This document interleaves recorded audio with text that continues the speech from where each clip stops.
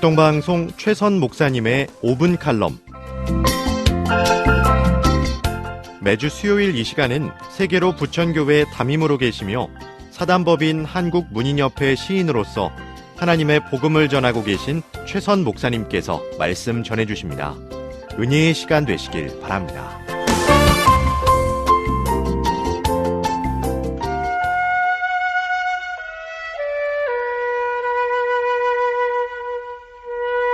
봄은 생명의 계절이고 여름은 성장의 계절이고 가을은 수확의 계절이고 겨울은 죽음의 계절입니다. 엄동설한 겨울이 되면 아무것도 할 수 없습니다. 모든 만물들이 겨울 준비를 하고 있습니다. 나무들이 낙엽들을 떨어뜨리는 것은 겨울을 나기 위한 준비입니다. 철새들은 겨울을 나기 위해 따뜻한 곳으로 이동합니다. 곰이나 뱀, 개구리는 동면을 합니다. 그리고 개나 고양이는 털갈이를 합니다. 지금은 문명의 이기로 겨울이 다가와도 김장 외에 별로 준비할 것이 없지만 옛날에는 겨울이 오기 전에 김장도 해야 되고 부엌에 장작도 쌓아놔야 하고 곡간에 먹을 양식들을 들여놓아야 하며 구멍난 창호지를 메우고 너풀거리는 문풍지를 손보거나 구들장을 다시 놓고 방바닥에 금이 간 곳을 찾으려 연기를 피우는 등 준비할 일이 참 많았습니다. 우리는 디모데후서에서 겨울을 준비하는 바울의 모습을 볼 수 있습니다. 지금 바울은 점점 추워지는 날씨에 어둡고 습하며 사방이 차고 딱딱한 돌로 되어 있는 온기라고는 상상조차 할 수 없는 지하 감옥에서 지내고 있습니다. 바울은 결혼도 하지 않고 가족도 없이 일생 동안 복음을 전하다가 이제 머리가 휘어지고 몸도 약해지게 되었습니다. 이런 바울이 지금 또다시 감옥에 갇혀서 추운 겨울을 맞이하게 된 것입니다. 바울은 그곳에서 믿음의 아들 디모데에게 유언과 같은 마지막 편지를 썼습니다.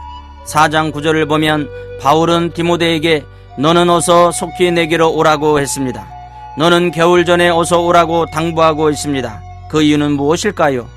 에베소에서 목회를 하고 있는 디모데가 바울에게 오려면 지중해를 건너와야 했는데 겨울이 시작되면 지중해는 풍랑이 심해서 항해가 어려워지고 또 한겨울이 되면 얼어붙어서 항해가 불가능해집니다.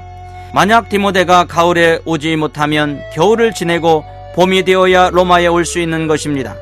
그렇게 되면 그 사이에 무슨 일이 있을지 알 수가 없기에 바울은 독촉을 하고 있는 것입니다. 그러면 겨울 전에 라는 말이 오늘 우리에게 주는 의미는 무엇일까요? 겨울 전에 어서 오라는 말의 첫 번째 의무는 인생의 겨울이 오기 전에 어서 일하라는 것입니다. 디모데후서 4장 6절을 보면 바울은 전자와 같이 내게 벌써 부어지고 나의 떠날 시각이 가까웠다라고 했습니다. 바울은 자신의 죽음이 얼마 남지 않는 것을 잘 알고 있었습니다. 이미 마음의 준비는 끝났습니다. 바울은 계절의 겨울과 함께 인생의 겨울을 맞았습니다. 위대한 하나님의 사람 바울에게도 인생의 겨울이 찾아오고 있었습니다. 계절의 순환, 만물의 생성과 소멸, 인간의 생과 사는 다 하나님의 정하신 것입니다. 수많은 교회를 세우고 수많은 영혼을 주님 앞에 인도한 믿음의 거장이지만 바울도 인생의 마지막 때에 다다른 것입니다. 인생의 추운 겨울이 그의 앞에 다가온 것입니다. 아무리 탁월한 영적인 사람도 흐르는 세월은 막지 못하는 것입니다. 이처럼 누구에게나 인생의 겨울이 다가옵니다. 히브리서 9장 27절을 보면 한 번 죽는 것은 사람에게 정해진 것이요 그 후에는 심판이 있으리니라고 말씀하고 있습니다. 그러므로 인생의 겨울이 오기 전에 주의 일을 일해야 합니다. 그래서 바울은 디모데후서 4장 1, 2절에서 하나님 앞과 살아있는 자와 죽은 자를 심판하실 그리스도 예수 앞에서 그가 나타나실 것과 그의 나라를 두고 엄히 명하노니 너는 말씀을 전파하라. 때를 얻든지 못 얻든지 항상 힘쓰라고 유언하고 있습니다.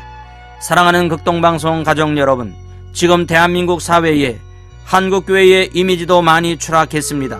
자연스럽게 복음을 전하던 그리스도인들은 이제는 전도의 여건이 그리 좋지 않습니다. 그러나 그것이 핑계가 되어서는 안 됩니다. 하늘의 하나님께 지혜를 구하고 때를 얻든지 못 얻든지 말씀을 전파할 수 있는 방송 가족들이 되시기를 예수 그리스도의 이름으로 축복합니다.